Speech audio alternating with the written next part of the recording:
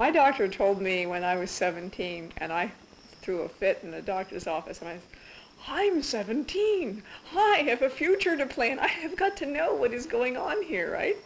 And he said, well, you know, you have retinitis pigmentosa, and if you don't lose all of your vision by the time you're 25, chances are you won't lose it all until you're 50.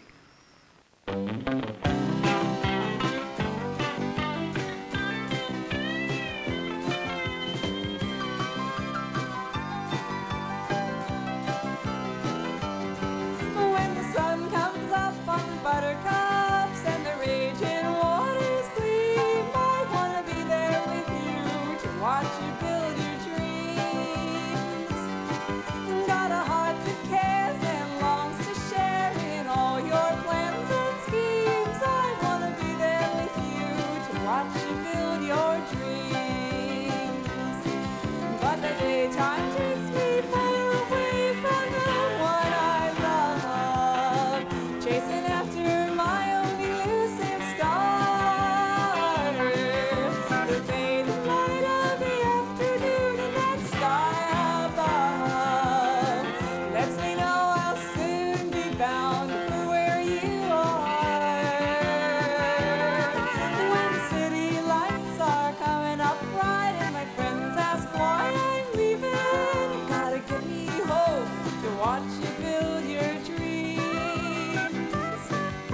To understand and lend a hand, sharing the joy and breathing. Oh, I feel real good about watching you build your dreams. But the daytime takes me far away from the one I love, chasing after my own elusive star. The fading light of the afternoon in that sky above lets me know I'll soon be bound for where you are.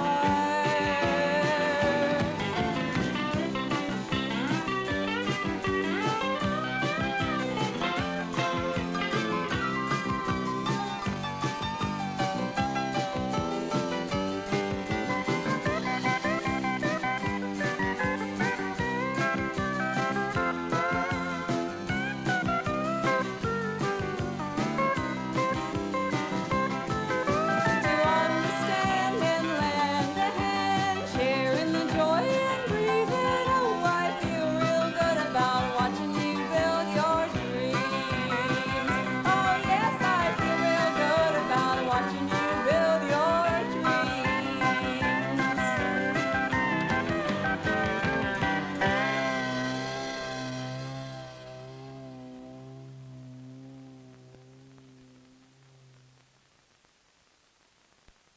After talking to the guy at the Guide Dog Foundation, I just had told some of my friends, it was like, well, you won't believe what happened to me today. You know, this guy comes down and tries to talk me into getting a guide dog, you know, like I was blind, or something. And my friends are going, Donna, a dog, fur, nice tail, floppy ears, a friend. You love dogs. I love dogs. I knew that. So why don't you get one? And then at least if it doesn't work out as a guide dog, you'll have a dog.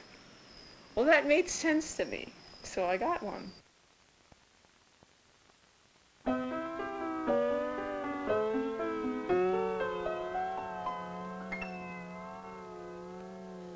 When I was young, I had my point of view. I stop and think of where it's led me to. Still a path within me flows like clear mountain water.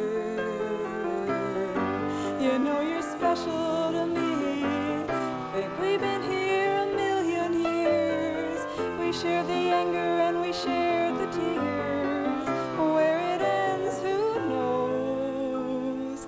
Like clear mountain water. You know you're special to me. Feels so nice to have a friend along when you wanna go. Someone you can depend upon to show. Yes, you got me in 1,000 ways. You need my love and you fill my days with hope and clear mountain water. You know you're special to me. Feels so nice to have a friend along. Hey, don't you wanna go with someone you can depend upon to share? I remember once taking Donna to the 30th Street station. She was going to Boston for a concert, and she had Simba, of course, and a big backpack and her guitar. So when we got to the train, there was no one there to help her, so I got on the train with her. There were a lot of people around, and the train was quite crowded, so we had to look around for a seat. And I was getting her all situated and finding a place for Simba and getting her backpack off her back, and the train started to move. So I was really alarmed. I had to be somewhere. And I started yelling for a conductor, and somebody came running down the aisle. And I started saying, you know, I have to get off this train. And he said, there's no way. I said, well, how about the North Philadelphia station? Can't you stop there? No, there was nothing he could do. And he told me that the last person this had happened to on the train had left her child in a car that was running, and she still had to go to Newark. So after that, I figured I was pretty lucky. So we just sat down and had a ride to Newark. Yes, you got me in 1,000 ways. You need my love and you fill my days with hope and reason to grow. Like clear mountain water. You know you're special to me. Yes, you're special to me, and I hope you know.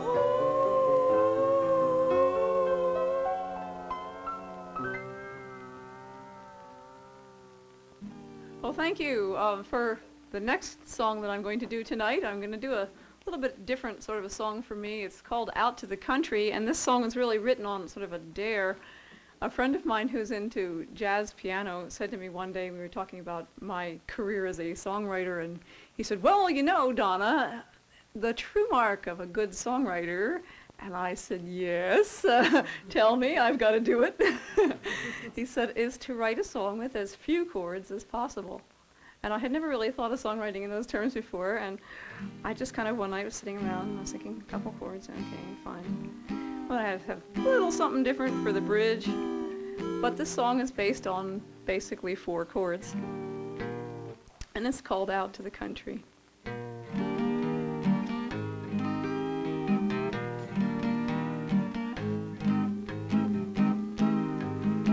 Talked to my daddy just the other day. He said we never liked you moving away. Shouldn't have to ask if you could come home again. You should know you can. The city hits me like a foreign land. Easy to love, hard to understand. If I ever get back on my feet again, going out to the country, out to the country. Used to lie awake in summer and dream I'd have a little place right down by the stream. Perk up my ears, someone's opening the gate. I can hardly wait. The city hits me like a foreign land. Easy to love, hard to understand. If I ever get back on my feet again, going out to the country, out to the country. Just a sentimental country fool with a wine glass in your hand. How long's it been since you got out of school? You should understand, it's all at your command. Some people give all they've got to give. Others take what they think they'll need to live. It's hard to tell what they're really thinking when they say they're such good friends.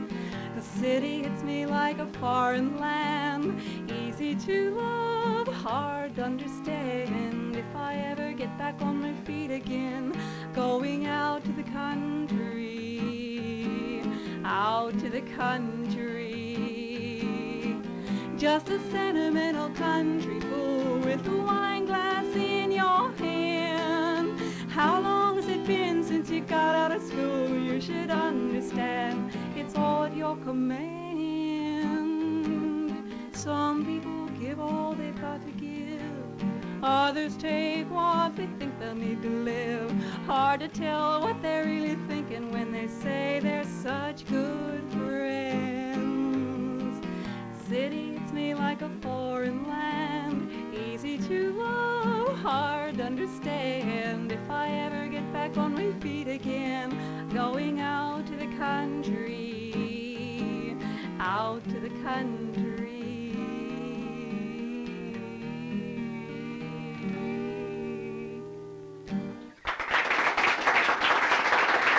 Thank you. Thank you.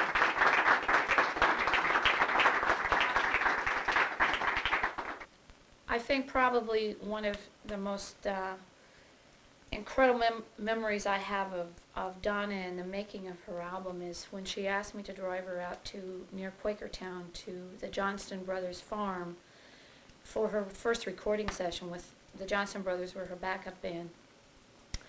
And Donna had taken directions over the telephone, so we were really unsure about where we were going because I wasn't really that familiar with central Pennsylvania.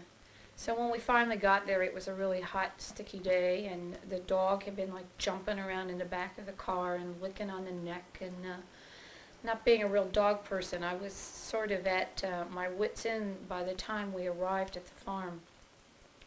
So we got there, and I got out and went in, and someone told me just to pull up and park by the barn. So I pull up, and this is sort of like an abandoned farm, to say the least. And the owner rented it to the Johnson Brothers, and he maintained a few head of cattle, I guess, on the property. And so I pull up next to the barn, and the cows were inside the barn, and the barn hadn't been like mucked out for weeks and weeks, it looked like, because there was cow manure like up to their rear ends. So the flies were like all over, and as soon as we pulled up and I rolled down the window, we were engulfed with this herd of flies that just came all over the place. So with this auspicious beginning, Donna and I go up to the house and rap on the door. And one of the Johnson Brothers, I'm not sure which one now, probably the one that liked me the least, which was anyway, came to the door and invited us in. And I was really appalled at the interior, because it was like this old house that was, and their recording room was padded with mattresses. So it sort of reminded me of something of the early 60s and a little hippie flop or something. But so we go in, and Donna gets situated, and the Johnsons request that I not be in the room. So I had to stay outside in the front yard with Simba, the dog, and all of these millions of flies. So my memory is of sitting out uncomfortably in the heat with thousands of flies swarming around and listening to Donna repeat over and over the same song. And it's a miracle that I ever decided to listen to the album, because I was certainly burned out. I think of myself as a songwriter. That's I guess my main self-image thing in terms of my career. I love the way my career has been going so far. I mean, I started as a street singer, which is really a bizarre way to start out, and I've gotten a lot of local publicity for that, and I've been doing clubs and schools and church jobs and dinner meetings or whatever anybody wants entertainment for. So things have progressed away from the original street singing thing. And of course my goal is to continue that progression and to, I guess I really have this ego need to have my songs recognized as good songs, and to become nationally known and get a lot of money so that I can buy a cherry tree for the backyard or something like that. I have an image of myself being able to blend a lot of different things in my life. My need for serenity and quiet time and open spaces, and my need to walk. I have this need to walk for hours, and blend that with desire to really make a decent living as a performer, and to be known and to be in the limelight and get that sort of attention and recognition. You stay. Behave yourself. He wants to be in the middle of all this. This next song is called Sweet Autumn Rain, and it's a song about something that I really enjoy doing, which is gardening. And this song is a seasonal song about gardening. Each verse goes through a different season about the garden. And I wrote it in a very odd way. I wrote it totally backwards. I wrote the last verse first and then the next to the last. And I had no idea what I was doing when I was writing it. And all of a sudden, I realized that I had written the song totally backwards. And when I switched it around, it was fine. It's also a song about making friends.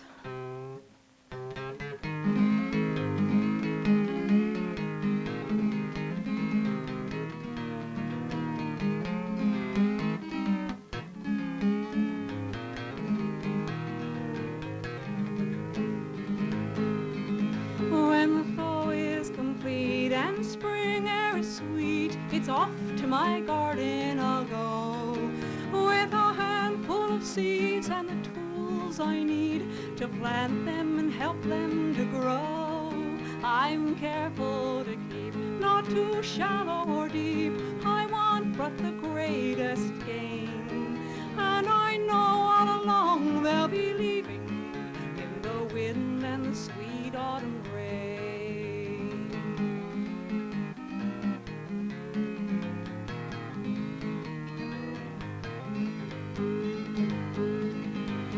The days are long and the garden grows strong. The nights are warm and kind, and the blossoms unfurl such beauty to the world. Hope is so easy to find, and they bloom for a while with such splendor and style. I know I've not planted in vain, but I seem to forget that they'll be leaving in the wind and the sweet autumn rain.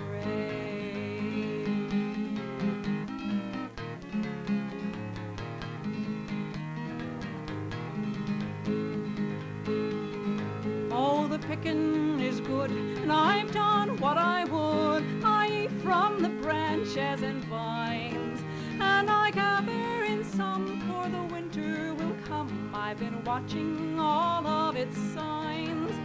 Then the blossoms and leaves turn brown in the breeze, and the moon of the harvest wanes.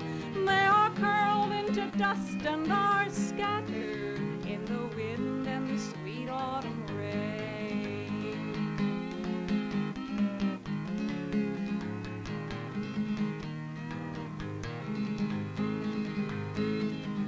Oh, the chill of November will find me again by the land and the open sky, as I count my mistakes and my lucky breaks, and I laugh and sometimes I cry. Then I turn from the dead to the promise ahead, with a prayer for the ground that remains, and I hear the echo of a leaving in the wind and the sweet autumn rain.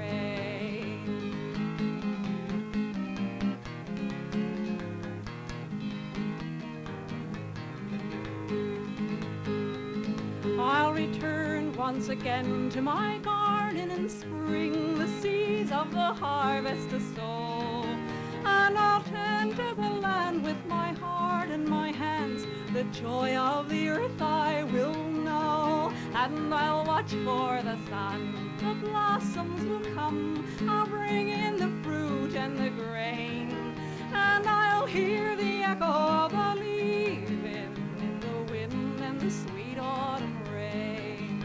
I'll hear the echo of a leaving in the wind and the sweet autumn rain, in the wind and the sweet autumn rain.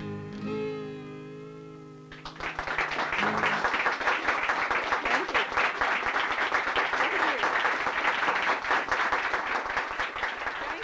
Connor's a wonderful boy. Connor is a guide dog. He's a professional.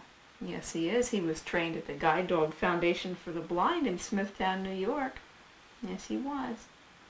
The Guide Dog Foundation for the Blind in Smithtown is a very small school. It's on Long Island.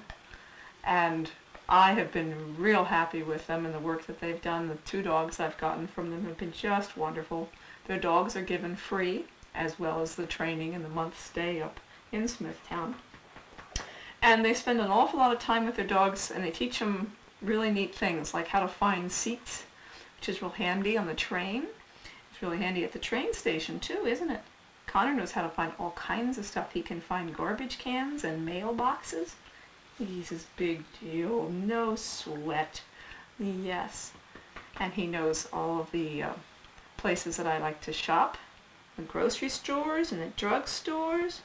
And all the good little hangouts. Yes, he does. The very first thing he learned was at school. One day, it had been pretty rainy, the class that I got Connor on, and we spent some time in a local mall on Long Island. And they set us loose in there for our very first walk, unsupervised walk with the guide dogs. And we had a Braille map at school that one of the volunteers had made, this big, gorgeous wooden Braille map of the mall, which had grooves into it showing the different pathways in the mall. And there was a card shop, and I wanted to get a card for Richard, so I thought, well, this would be an ideal time to go get a card and to teach Connor to find a place. I had taught him to find the piano in the basement of the training center, and I had taught him to find a room and the dining room and our seat in the dining room and things like that, but this would be his first outside place to find.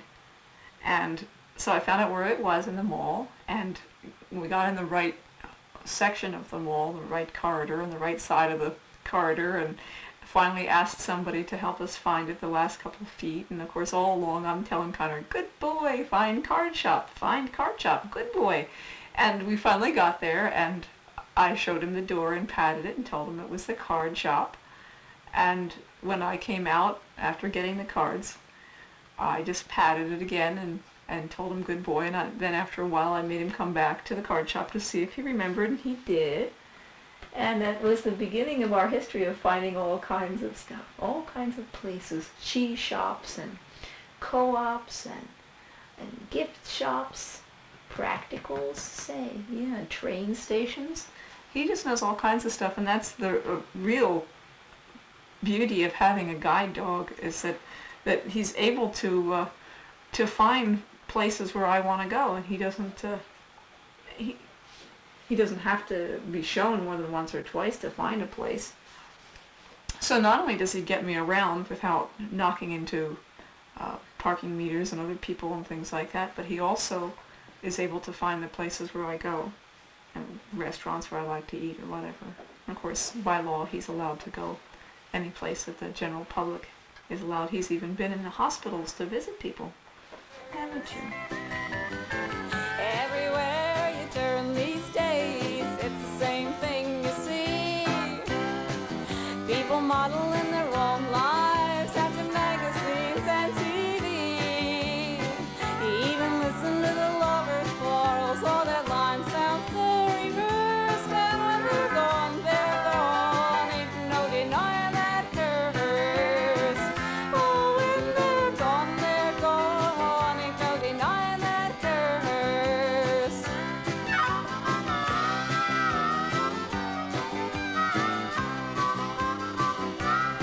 Well, it's a whole lot more than a pity and a shame, just sitting around feeling blue.